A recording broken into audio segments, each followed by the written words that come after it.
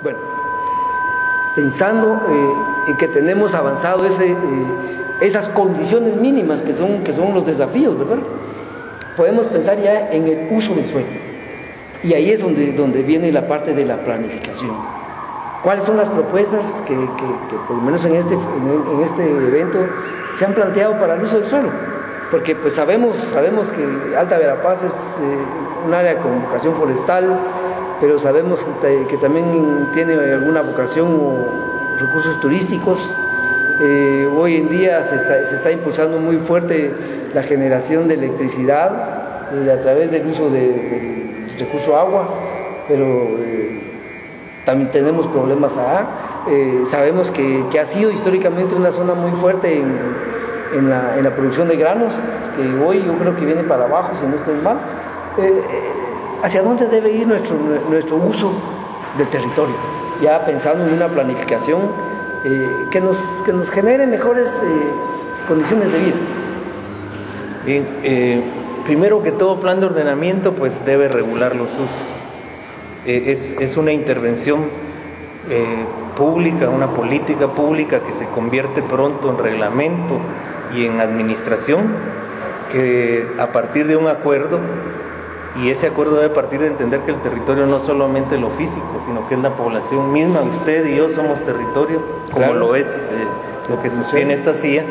Entonces, partir de que los usos deben ser regularizados, pero no solo por las decisiones políticas de consenso que se lleguen con los ciudadanos, o por las decisiones políticas que tome el poder en funciones, digamos, a nivel municipal o a nivel de gobierno central, sino que también deben regularse ya básicamente por dos principios o tres principios básicos. Uno es el respeto al ambiente, a los recursos naturales, su no deterioro, su recuperación incluso.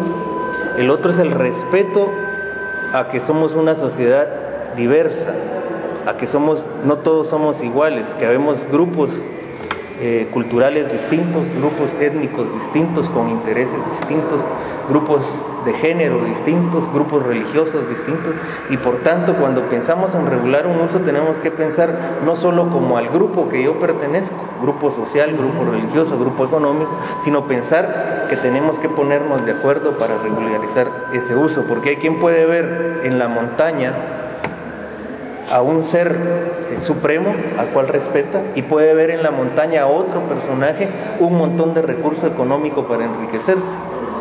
Entonces esa conciliación para regularizar el uso debe establecerse, pero sobre el principio de la preservación y conservación de la naturaleza, y sobre la preservación y conservación de la tolerancia y del reconocimiento de los demás, del otro, del que es distinto a mí, y de las normas que el Estado en general ya tiene establecidas, ¿verdad?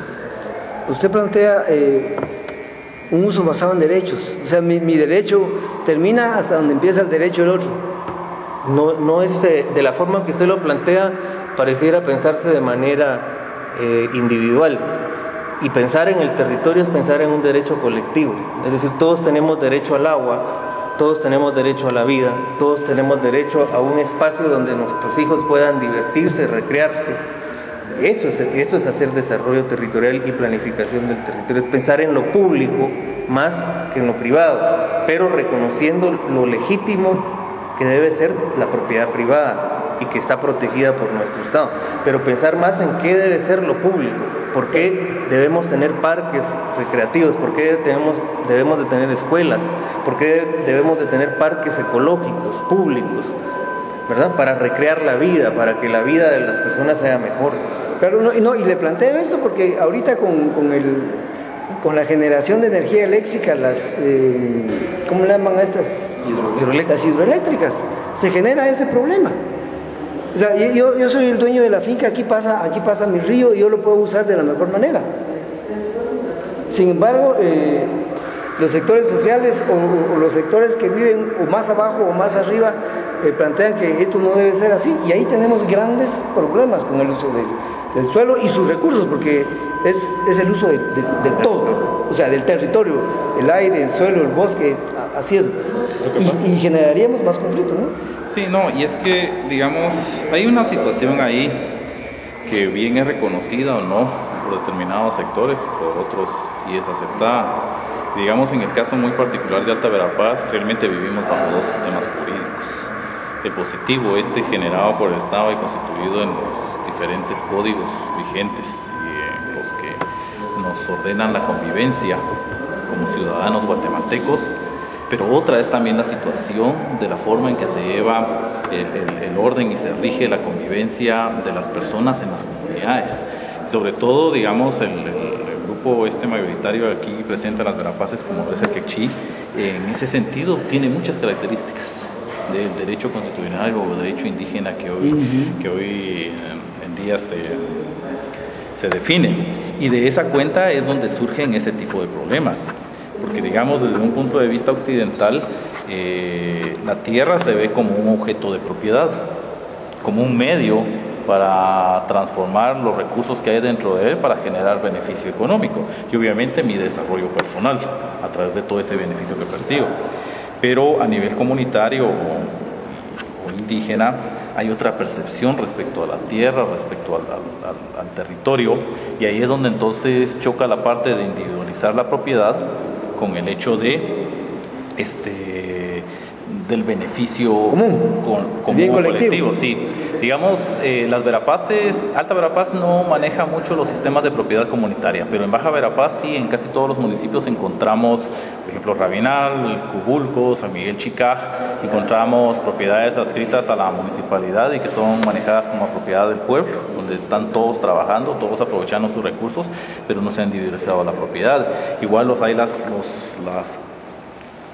áreas de terreno que están inscritos a nombre de grupos de comunidades donde igual no hay individualizada propiedad y donde es causa de problema el hecho de querer hacer un cerco para delimitar el área donde yo estoy trabajando. Entonces, ese tipo de situaciones son las que nos han traído también a plantear en este foro los retos que enfrenta el realizar ordenamiento territorial. Y por ejemplo lo manifestaba el ingeniero Euler. Digamos, la situación en tipo franja transversal del norte definitivamente no es la misma situación aquí en la parte central del departamento. ¿Por qué? Franja transversal del norte es un área poblada no solo por migrantes de aquí de las Verapaces, sino que también de muchas otras partes del país. Entonces, la concepción de propiedad en el oriente no es la misma aquí en el norte. Otra situación completamente diferente es en el Petén, donde hasta podemos hablar las diferencias que hay en extensiones de cada parcela. Hay parcelas de 5 hectáreas, de 10 hectáreas, eran parcelas de 45 hectáreas. Aunque igual aquí en la franja transversal del norte los primeros repartimientos 20, empezaron siendo de una caballería, después se redujeron a media caballería. Entonces son situaciones completamente diferentes y eso es lo que le da relevancia a los procesos estos que conllevan la elaboración de los planes de ordenamiento territorial, que deben de surgir desde la misma base de cada uno de los municipios, porque no podemos generalizarlos dado que tenemos características muy diferentes, culturales, étnicas, de origen, de relaciones económicas. Recordémonos que hay municipios que tienen mucho mayor poder económico que otros, claro, derivado de las actividades y de estar situados en puntos estratégicos geográficos que les han permitido ese desarrollo. Aparte de que veamos dónde también ha llegado las vías de comunicación pavimentadas, cómo ha ido cambiando el proceso de desarrollo de los pueblos que quedaron vinculados o articulados a través de estas rutas y cómo también el valor de la tierra se ha incrementado, lo cual podría suponer a la larga también un beneficio para la municipalidad, porque la tierra por metro cuadrado empieza a adquirir mayor valor, de tal cuenta que las municipalidades pueden revalorar cada una de esas propiedades y obtener mayor ingreso, de manera tal que puedan financiarse, seguir y continuar con proyectos, e incluso lo que decía el doctor Palma, de ahí mismo, y el ingeniero Ochoa, de ahí mismo empezar a generar los mismos recursos para implementar nuestros planes de desarrollo. Por supuesto, para financiar el desarrollo mismo. Exactamente. El gran desafío desde el ordenamiento de parte del Estado que venimos representando es cómo continuar siendo el garante de ese derecho constitucional que es a la propiedad privada y de otros derechos que a veces se contraponen, que son los derechos colectivos. A veces solo se le echa la responsabilidad al Estado, a los actos del Estado, pero entonces en la planificación territorial es un acto colectivo en donde esos derechos particulares, privados deben ser respetados porque son legítimos, y el Estado los debe garantizar, pero también aquellos derechos colectivos deben ser respetados y garantizados. El papel del Estado es muy difícil, es muy complejo, pero tiene que enfrentarlo, y creo que es lo que estamos haciendo ahora como Estado, interactuando para que esos, aun cuando tengan grandes diferencias, puedan encontrar un punto de equilibrio, porque a la vez que necesitamos conservar los recursos, también no concebimos ya la vida, por ejemplo, sin energía eléctrica. Y entonces esa contradicción debe ser puesta,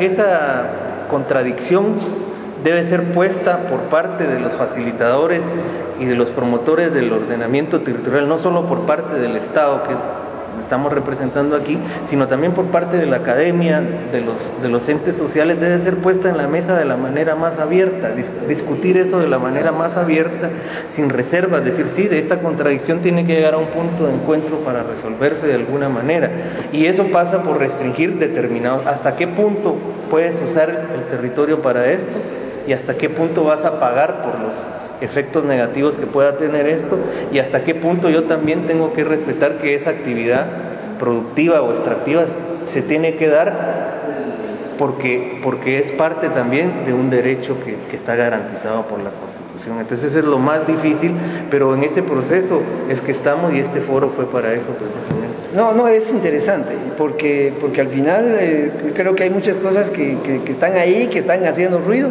y que no se sacan. Por ejemplo, lo de la palma africana, usted lo mencionó. Grandes extensiones, empezó con 2, 3 caballerías, y hoy ya estamos hablando de municipios casi completos. Bueno, eso debió haberse llevado a la discusión y que no nos generara conflictos sociales que hoy nos está generando. Yo más bien cambiaría la pregunta, y de esa desprendería 2. ¿Por qué no se llevó a discusión? ¿Y para qué se llevaría a discusión?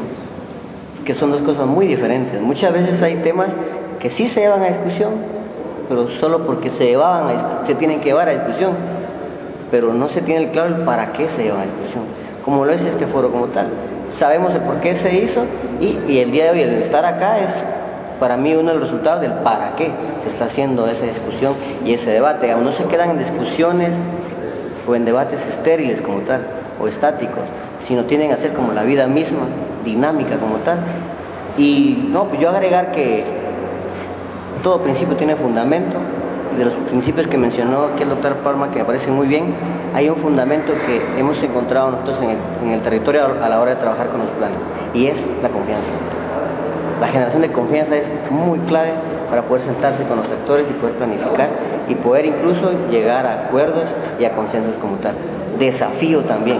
Otro desafío real ya en el territorio como tal es cómo ir rompiendo aquella estructura que tenemos dentro de las autoridades locales o dentro de los gobiernos locales, de depender todavía en más del 80 o del 90% de recursos fuera de su propio municipio. Estuve la semana pasada en Chaal y me impactaba como hasta el día de hoy, hasta este mes, el 90% de los recursos con los que cuenta y con los que funcionan son transferencias del gobierno estatal, y solo el 6% son de ingresos propios municipales.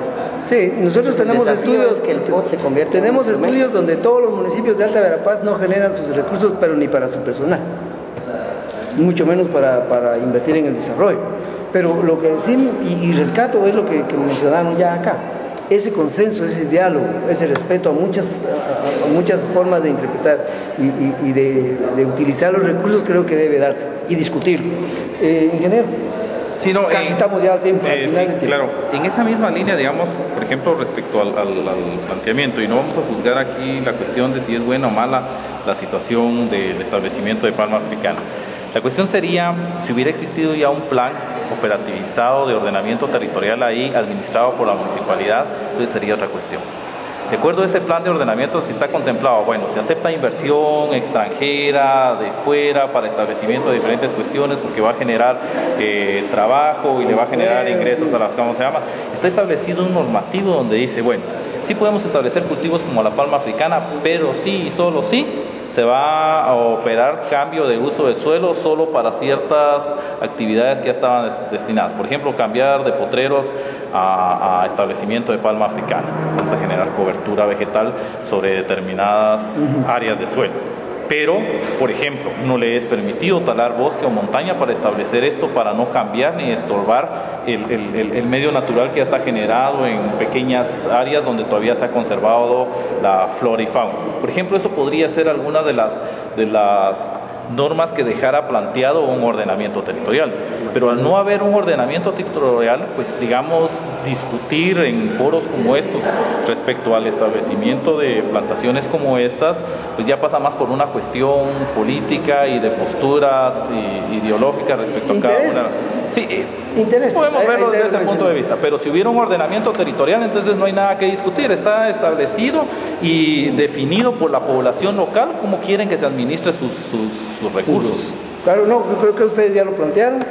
Lo importante es sentarnos a la mesa y discutir qué hacer con nuestro territorio, bajo qué condiciones y hacia dónde vamos. ¿Qué hacer nosotros como territorio? ¿Qué hacer? Por supuesto. Vamos a finalizar este programa. Gracias realmente. Estos son temas que apasionan porque siempre hay de dónde discutir y pues conclusiones, amigos, ustedes van a sacar en su casa. Regresamos la próxima semana con su programa Aprendiendo con la Verdad y gracias a los invitados y gracias a ustedes por llevar la opinión a nuestro querido Alta Verapaz. Gracias por su atención. Será hasta la próxima semana cuando juntos hagamos que se cumpla el principio de nuestro programa, Aprendiendo con la Verdad.